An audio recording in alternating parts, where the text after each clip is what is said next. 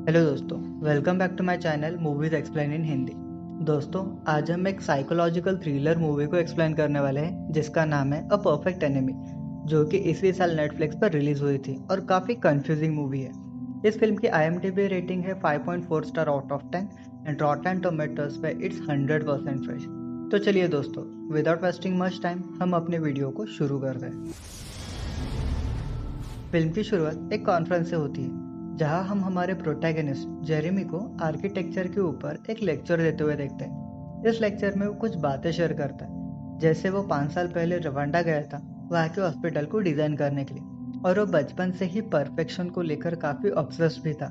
वो लेक्चर के आखिर में एक बात शेयर करता है, जैसे कि perfection is achieved not when there is nothing left to add but when there is nothing left to take away. Conference के बाद वो पेरिस से वॉर्सो जाने के लिए एयरपोर्ट जाने के लिए निकलता है। रास्ते में वो एक लड़के से मिलता है जिसका नाम होता है टेसल टेक्सटर। वो ये भी बताती है कि वो एक डच है। एक्चुअली उसे भी एयरपोर्ट ही जाना था, पर पिछले 2 घंटों से उसे कैब नहीं मिल रही थी, इसलिए वो जेरमी से उसकी कैब शेयर करने को कहती है, जिससे जेरमी भी उसकी हेल्प करने के लिए मान जाता है। पर रास्ते में वो अपना सामान भूल जाती है, जिसे लेने के लिए वो रिटर्न जाना चाहती है, जैसे जेरेमी यहाँ भी उसकी हेल्प करने को रेडी हो जाता है और ड्राइवर से कहता है कि रिटर्न चलो। अब वो एयरपोर्ट पहुंच जाते हैं। वहां पहुंचने पर इन दोनों की फ्लाइट्स मिस हो गई थी और नेक्स्ट फ्लाइट 2 घंटे बाद की थी। अब जेरेमी एयरपोर्ट लॉन्च में ही टाइम स्पेंड करने का डिसाइड करता है, पर यहाँ भी टेसल आकर उसी के साथ बैठकर उससे बातें करने लगती है, जिससे इरिटेट होके उसे वो डायरेक्टली पूछ लेता है कि तुम मेरा पीछा कब तक नहीं छोड़ोगी। पर स्टिल वो उसका फेवर रिटर्न करने के लिए जेरेमी को एक ड्रिंक ऑफर करती है, जिससे जेरेमी एक्सेप्ट भी कर लेता है। ड्रिंक पर जाने से पहले जेरेमी उससे एक बात शेयर करता है कि ये पूरा जो एयरपोर्ट है ये उसी ने डिजाइन किया है, जिससे टेसल काफी ज्यादा इम्प्रेस हो जाती है। और वो जेरेमी को अपनी 3 स्टोरी सुनने को कहती है जो कि उसके चाइल्डहुड की थी। पहली स्टोरी होती है उसके बचपन की, जिसमें वो बताती है कि उसका बचपन काफी गरीबी में गुजरा था। उसको कोई प्यार नहीं करता था। वो अपनी मम्मी एंड स्टेप फादर के साथ रहती थी। जब उसका स्टेप फादर सिर्फ कंटिन्यूस खाना ही खाते रहता था, तो उसकी मम्मी सिर्फ दिन भर कुकिंग ही करती रहती थी। उनके पास 3 कैट्स भी थी, और अगर उसने खाना नहीं खाया तो उसकी मम्मी ने उसके लिए पनिशमेंट भी रेडी करके रखी थी, जो कि थी उनके कैट्स के लिए खाना बनाना, जिसकी स्मेल काफी ज्यादा गंदी थी। एक दिन ऐसे ही पनिशमेंट के दौरान वो काफी चिढ़ जाती है एंड कैट्स का जो खाना होता है वो खुद ही खा लेती है।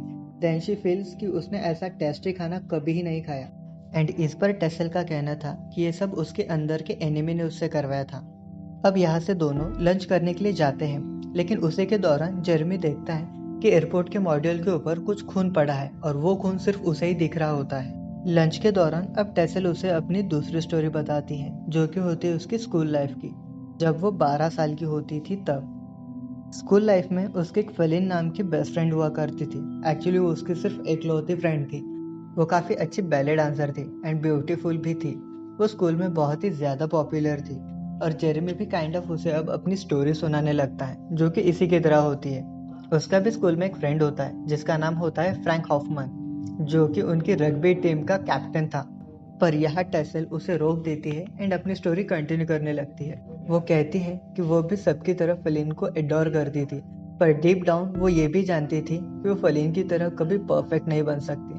और यहाँ वो रिवील होता है कि यहाँ से वो फलीन को हेट करने लगी थी। फलीन के पास अच्छा घर था, लविंग पेरेंट्स थे, बहुत सारे टॉयज भी थे। अब एक रात टेसल डिसाइड करती है कि वो आज फलीन का परफेक्शन खत्म कर देगी with the help of her inner enemy. अब वो ऐसा कर भी देती है। उसी रात फलीन की हार्ट अटैक से मौत हो जाती है। बैक टू प्रेजेंट, अब टेसल जेरेमी को बताती है ये सुपर पावर बाद में उससे चली गई थी। या स्टिल जेरेमी उस पर ट्रस्ट नहीं कर रहा था, क्योंकि उसे लग रहा था कि वो झूठ बोल रही है। अब जेरेमी वहां से उठकर वॉशरूम में फ्रेश होने चला जाता है, पर यहाँ पर भी टेसल मेंस वॉशरूम में आ जाती है और उसका पीछा नहीं छोड़ती। अब टेसल अपना नाइफ निकालती है और उससे वो जेरेमी को डराने लगती है।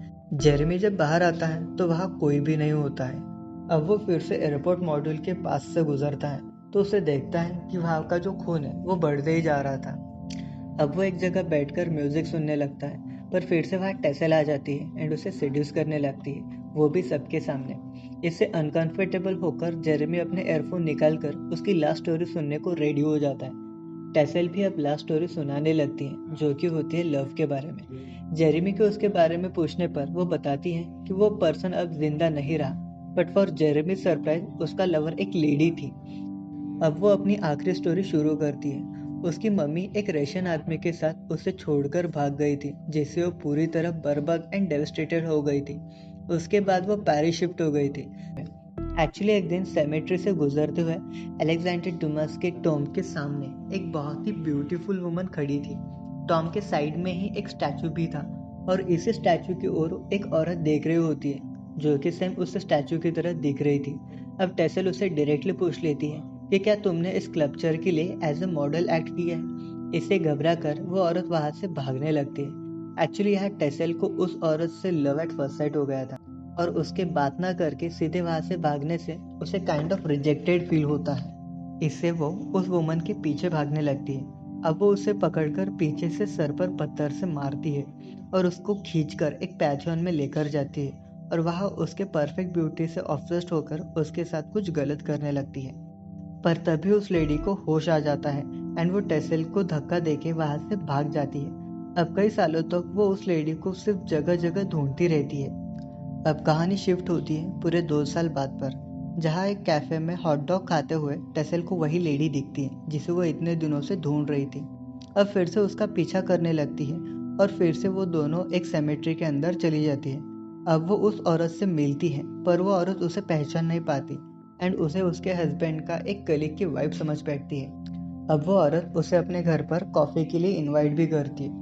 नेक्स्ट डे टेसल तैयार होकर उस लेडी के घर पर पहुंच जाती है। अब दोनों बातों बातों में हंसने लगते हैं एंड सडनली उस लेडी को सब याद आ जाता है, जिसका पता चलने पर टेसल उसे अपनी फीलिंग के बारे में शेयर करती है। पर वो लेडी उससे अपने घर से निकलने को कहती है, जिससे फिर से टेसल को रिजेक्टेड फील होता है एंड वो उसे वही चाकू से मार डालती है। और यहाँ उसे पहली बार उस लेडी का नाम पता चलता है जो कि होता है इजाबेल। एंड यहाँ फाइनली मूवी का पहला प्लॉट रिवील होता है। एक्चुअली वो लेडी कोई और नहीं बल्कि जेरेमी की वाइफ ही थी। यह जेरेमी पूरा सदमे में चला जाता है।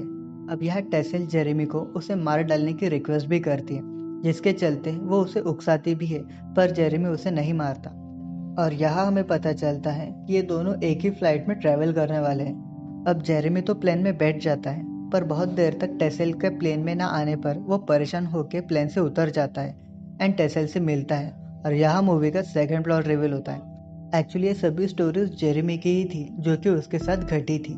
अब यहाँ इजाबेल के बारे में जेरेमी के पूछने पर टेसल उसे अपनी आगे की स्टोरी खुद ही बताने को कहती है, जिसमें जेरेमी बताता है कि इजाबेल एंड उसके शादी को पूरे 4 साल हो गए थे और उनके रिलेशन में अब दूरियां पड़ने लगी थी।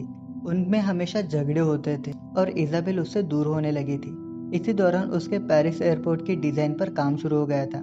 एक दिन घर आने पर वो इजाबेल के एक बुक में एम्स्टर्डम की टिकट्स देखता है, जिससे उसे क्लियर होता है कि इजाबेल उसके परफेक्शन को छोड़कर कल हमेशा के लिए एम्स्टर्डम जाने वाली थी।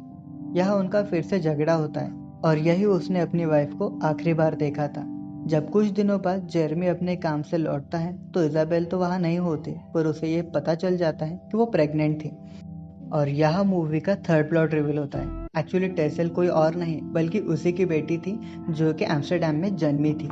अब यह टेसल उसे अपनी आवाज़ नीचे करने को कहती है एंड उसे जोर का धक्का देती है एंड यहाँ मूवी का फाइनल प्लॉट रिवील होता है।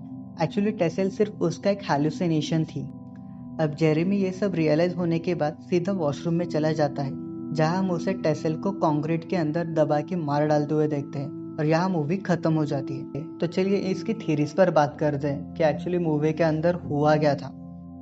दोस्तों, जेरेमी बचपन से ही अपने फेलियर से डरता था, जिसका हिंट हमें वो जब एक नेगेटिव कमेंट डिलीट करता है उससे मिलता है।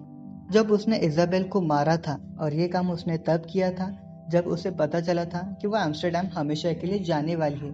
तब उसे टेसल ने नहीं बल्कि जेरेमी ने ही मार डाला था और तभी उसे पता चला था कि वो प्रेग्नेंट भी है, जिसके बाद से ही उसके इनर कॉन्शियस ने टेसल को क्रिएट कर दिया था। टेसल का चाइल्डहुड इसीलिए अब्यूजिव वो इमेजिन करता है क्योंकि उसे लगता था कि अगर उसकी वाइफ उस बच्चे को जन्म देती तो वो काइंड ऑफ ऐसे ही सर्कमस्टांसेस में ग्रो अप करती।